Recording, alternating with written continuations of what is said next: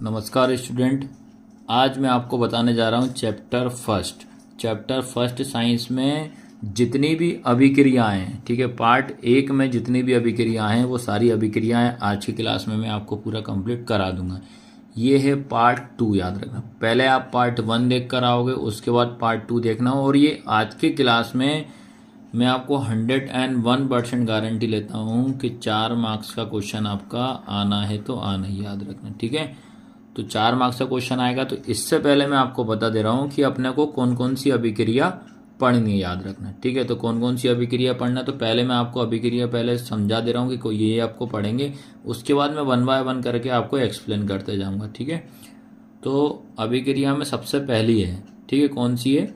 संयोजन अभिक्रिया। आपको पता होना चाहिए कि संयोजन अभिक्रिया क्या है और इनके आपको उदाहरण सबसे मेन है, ठीक है। इस साल जो पेपर आया था उसमें ये रिएक्शन दी थी, 4 रिएक्शन दे दी और बोल दिया कि बताइए कि ये रिएक्शन जो अभिक्रियाएं हैं ये कौन सी हैं। बताइए कि संयोजन अभिक्रिया है, कि वियोजन है, कि ऊष्माक्षेपी है, कि ऊष्माशोषी है, अपचयन है, उपचयन है, रेडॉक्स है, विस्थापन है, द्विविस्थापन है। ये अपने को मालूम होना चाहिए, ठीक है। तो पहला जो रहेगा संयोजन अभिक्रिया पढ़ना पड़ेगा। उसके बाद वियोजन अभिक्रिया क्या होती है, ऊष्माक्षेपी अभिक्रिया क्या होती है, उसके बाद ऊष्माशोषी अभिक्रिया क्या होती है, उसके बाद उपचयन अभिक्रिया क्या होती है, उसके बाद अपचयन अभिक्रिया क्या होती है, ठीक है।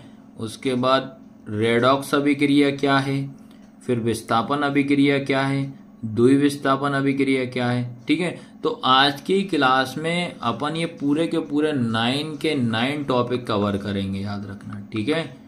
तो ध्यान रखना है, मैं विथ एग्जाम्पल के साथ आपको आराम से समझाते जाऊंगा और साथ में इनकी परिभाषा भी आपको बता दूंगा।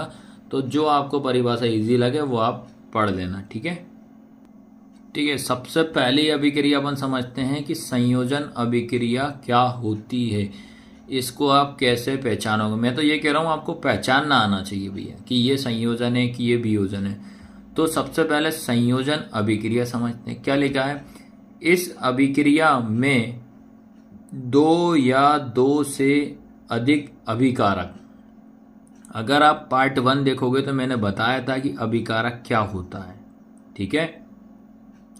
मिलकर एकल उत्पाद, तो ये भी बताया था कि उत्पाद बनाते हैं या उत्पाद क्या होता है। तो क्या परिभाषा इसकी है कि इस अभिक्रिया में 2 या 2 से अधिक अभिकारक, ये आपके याद रखना A+B जो लिखा है ये आपके क्या है? अभिकारक हैं, याद रखना। फिर ये दोनों आपस में मिलेंगे तो मिलने के बाद क्या होगा? एकल उत्पाद, मतलब एक सिंगल उत्पाद बनाएंगे, जिसको क्या नाम दे दिया है? C दे दिया।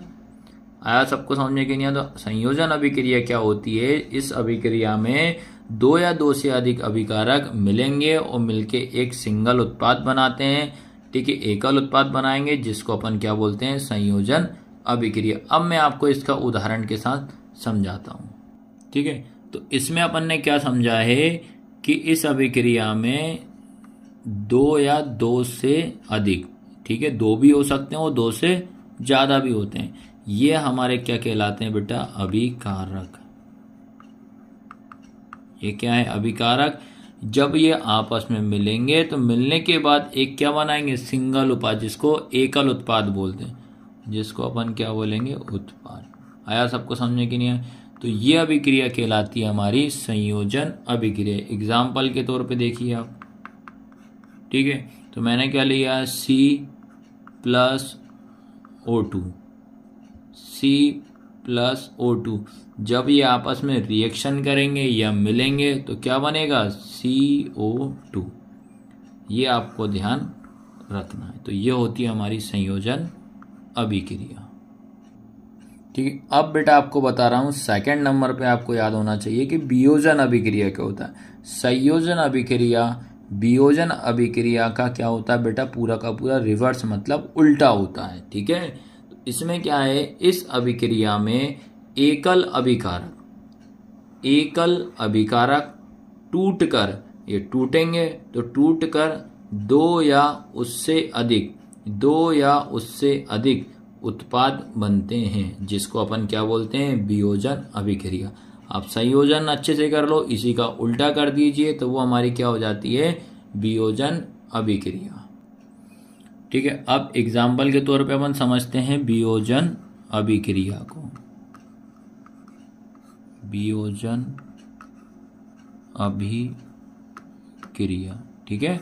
तो देखिए आप, क्या बताया था मैंने कि एक ये रहा हमारा सिंगल अभिकारक, जब ये टूटेगा तो दो या दो से अधिक क्या बनाएगा, उत्पाद बनाएगा। तो ये क्या होता है, अभिकारक, ये क्या होता है, उत्पाद, ठीक है।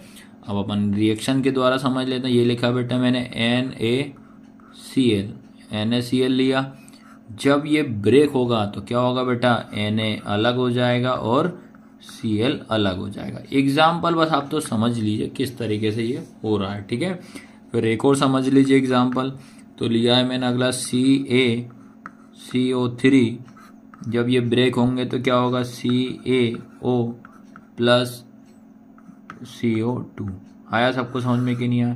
तो ये आपको एग्जाम्पल इसमें याद कर लेना, ठीक है। अब उसके बाद आती है, थर्ड नंबर पे आती है ऊष्माक्षेपी अभिक्रिया। क्या है ऊष्माक्षेपी? क्या होती है कि जिन अभिक्रियाओं में उत्पाद के निर्माण के साथ साथ ऊष्मा का भी उत्सर्जन होता है, उसे अपन क्या कहते हैं, ऊष्माक्षेपी अभिक्रिया कहते हैं। जैसे कहने का मतलब है कि अभिकारक से अपन ने क्या करा, अभिकारक से कोई भी रिएक्शन कराई, रिएक्शन करने के बाद हमें क्या बन गया, उत्पाद। उत्पाद जब बनेगा तो उत्पाद बनने के साथ साथ उसमें क्या होगी, कुछ ना कुछ ऊष्मा भी निकलेगी। याद रखना, ऊष्मा भी क्या होगी, उसमें निकलेगी।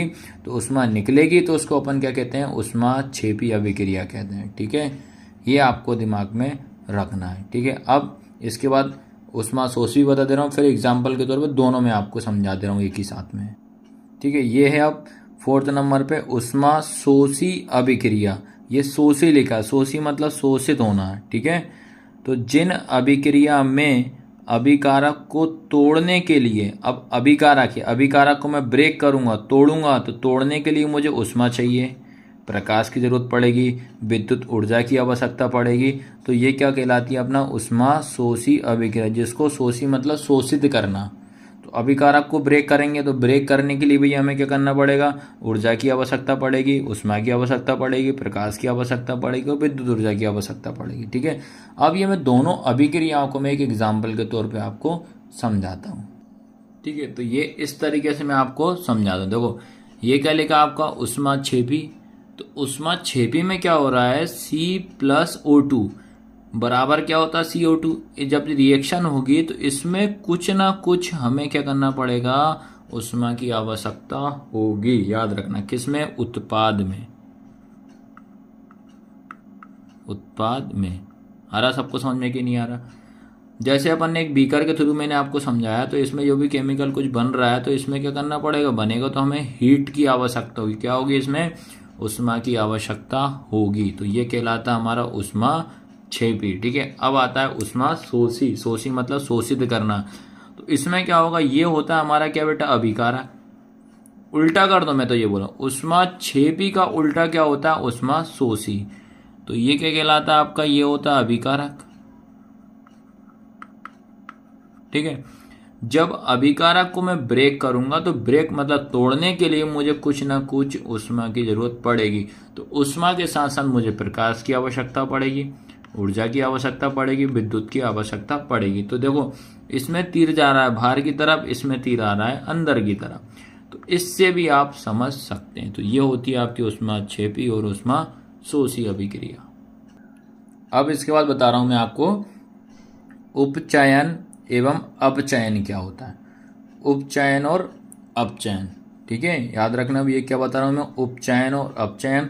तो उपचयन क्या होता है, जब किसी पदार्थ में ऑक्सीजन की वृद्धि होती है। इसमें क्या हो रहा है, ऑक्सीजन बढ़ रहा है। याद रखना, ऑक्सीजन क्या होगा, बढ़ेगा। दूसरा पॉइंट लेगा, जब किसी पदार्थ में हाइड्रोजन की ह्रास मतलब हानि होती है। याद रखना, इसको दो तरीके से याद कर सकते हो। उपचयन में क्या होता है, ऑक्सीजन की क्या होती है, वृद्धि होती है, और हाइड्रोजन की क्या होती है, हानि या नुकसान होता है। हाइड्रोजन का क्या होता है, नुकसान होता है, जिसको अपन क्या कहते हैं, उपचयन। जैसे समझ लो, देखो C+O2 ये क्या हो जाएगा, CO2। दोनों को कंबाइन कर दो, ऑक्सीजन की क्या हो गई, वृद्धि हो गई। यहाँ से इसको साथ कंबाइन हो गए, पूरा एक बन गया। कार्बन है कि ऑक्सीजन कितने हैं, दो, तो ऑक्सीजन कितने हो रहे हैं, ज्यादा हो रहे हैं, ठीक है। तो इसको आप दो तरीके से समझ सकते हो। क्या समझ सकते हो? जब किसी पदार्थ में ऑक्सीजन की वृद्धि होती है तथा हाइड्रोजन का क्या होता है, हानि होती है, उसको अपन क्या बोलते हैं, उपचयन अभिक्रिया कहते हैं। ठीक है, इसको एग्जाम्पल के तौर में दोनों समझाऊंगा कंबाइन एक साथ। उसके बाद इसका उल्टा कर दो, उपचयन का उल्टा होगा अपचयन।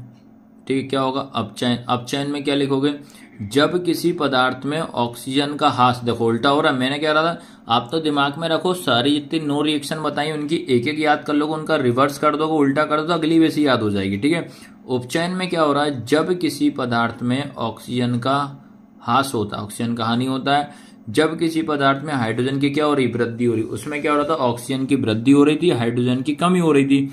इसमें क्या हो रहा है, ऑक्सीजन की कमी हो रही है, हाइड्रोजन की वृद्धि हो रही है। इसको क्या कहते हैं अपन, अपचयन अभिक्रिया कहते हैं, याद रखना। ठीक है, और उसके बाद याद रखना, अपचयन और उपचयन अभिक्रिया, जब दोनों को जब मैं आपस में मिला दूंगा तो वो बनेगी हमारी कौन सी रिएक्शन, रेडॉक्स अभिक्रिया बनेगी। याद रखना कौन सी बनेगी, रेडॉक्स अभिक्रिया। अब इनको एग्जाम्पल के तौर पे आप समझिए। ठीक है, अब मैंने आपको डेफिनेशन के द्वारा समझा दिया है कि उपचयन क्या होता है, अपचयन क्या होता है। ठीक है, एक बार और फिर से मैं बता दे रहा हूँ। इसमें उपचयन में क्या होगा, जो ऑक्सीजन जो रहेगा इसकी वृद्धि होगी।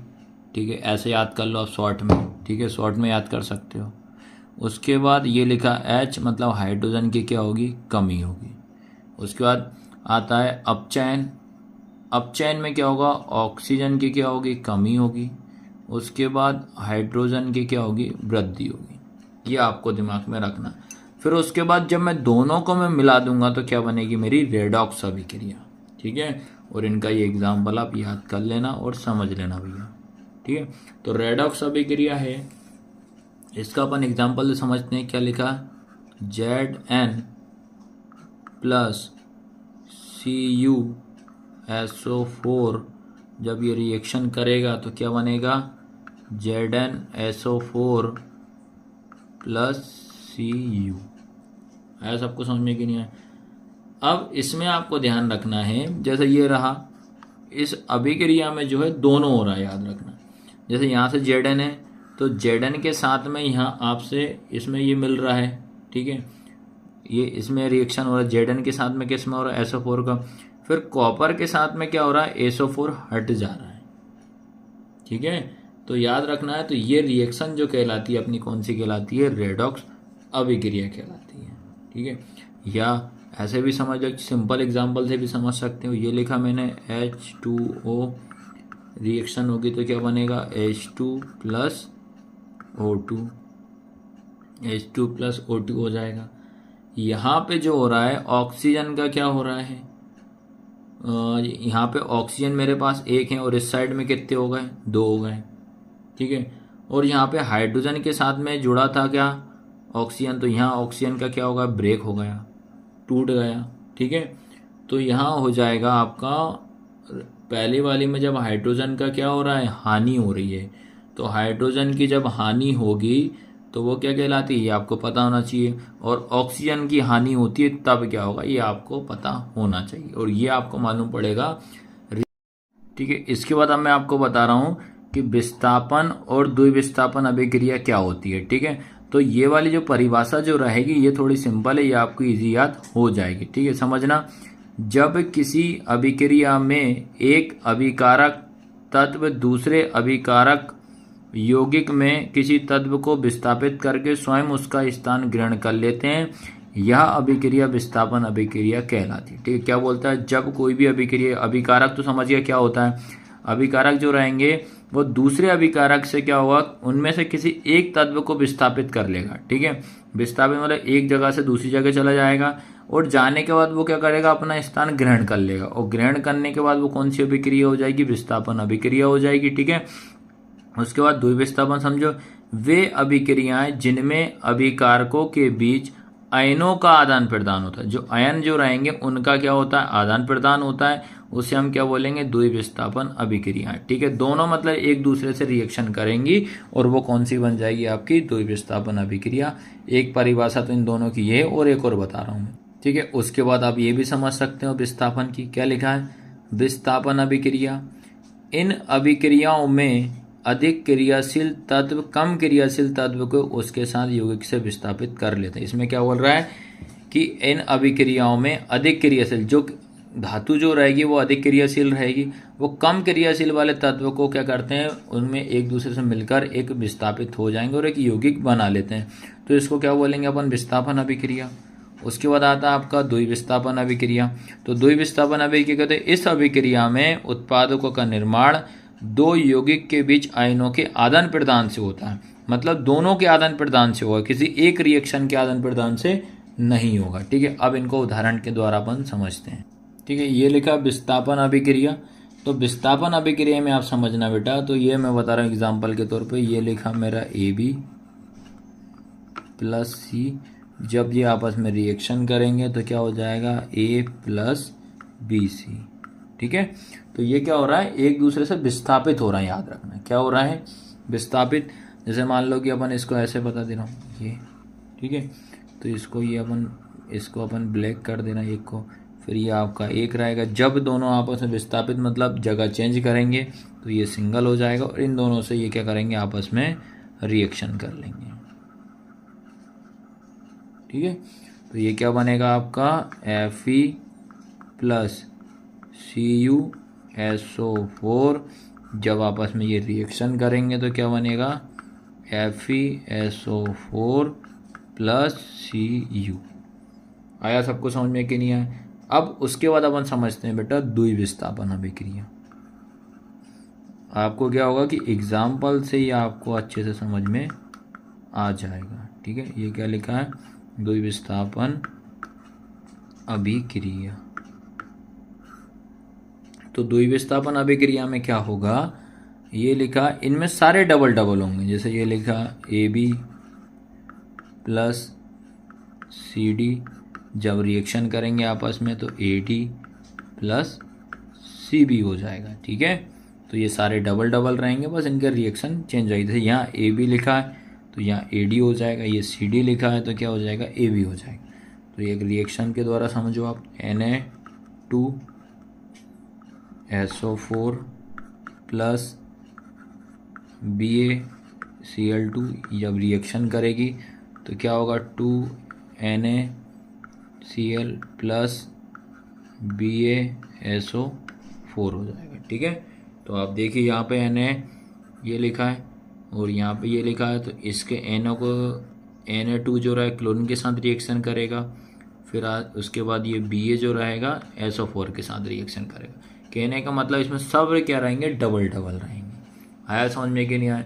तो इस तरीके से बेटा मैंने आज की क्लास में मोस्ट इम्पोर्टेंट टॉपिक मैंने आपको करा दिए, सारी की सारी रिएक्शन मतलब अभिक्रिया मैंने बता दी हैं, और ये अभिक्रियाएं एग्जाम में 101% आपके पेपर में आएंगी 4 मार्क्स में। ठीक है, तो हो सकता है इस बार आपको डेफिनेशन वगैरह पूछ ले इन रिएक्शन की, ये ज़रूर आपको ध्यान रखना। तो क्लास कैसी लगी, लाइक शेयर सब्सक्राइब जरूर करना है। धन्यवाद।